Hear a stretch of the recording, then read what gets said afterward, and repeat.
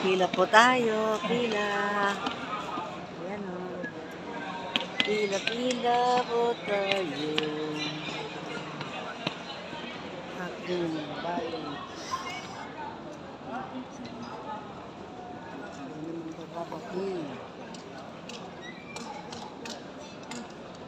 Kaya natin. Check-in. Check-in. Registration.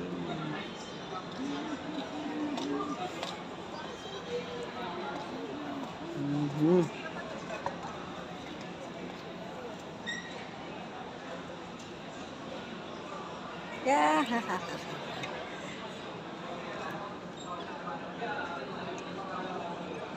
Pila po, pila. Pila kami.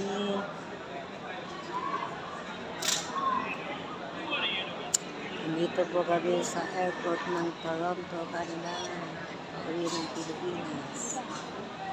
Mamaya pa, alas 10 ang aming flight. Anong oras pa lang?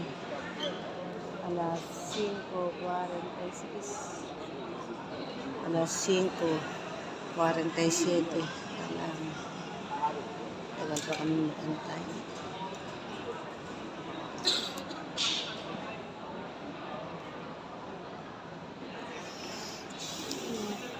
Tagal na lang talaga.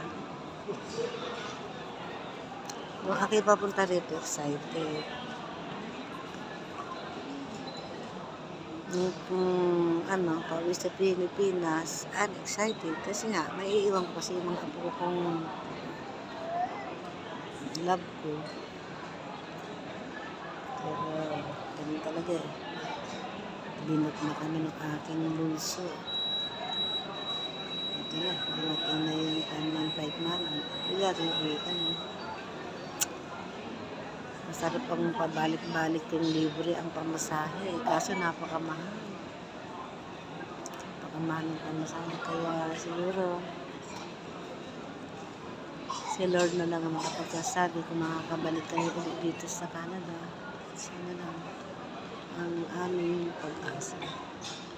Mahirap yung sasabihin namin, babalik kami. Tapos hindi pala. Tapos sasabihin namin, hindi na kami babalik kami. Kaya si Lord lang. Kay Lord ako kumakapit at papasalamat. Binigyan ako ng isang anak na mabait. Ika nga, hindi sa kanya, hindi ko makakarating rito. At saka, siyempre, bunso ko. Ganun talaga bunso. Dadalawa lang naman anak ko ngayon. Isang panganay at saka ang bunso na at nasa kanila. Yumi. Ano yan? Si Yumi ba yan? Oh, love, Yumi. Yumi, oh, Lolo, oh. Where's Lolo? Where's Papa? Oh, bless daw, bless. Oh, bless. Itaas ang kamay ng maganda. Oh, itaas daw ang kamay ng maganda. Si Kuya yan. Kuya, Water. Itaas ang kamay ng maganda.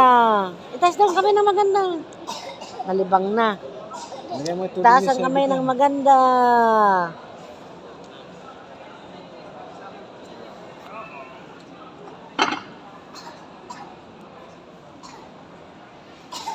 Ubo-ubo yung aking apong panganay.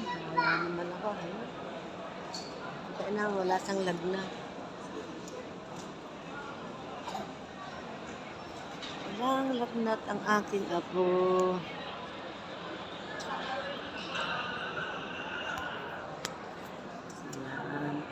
Wala tayong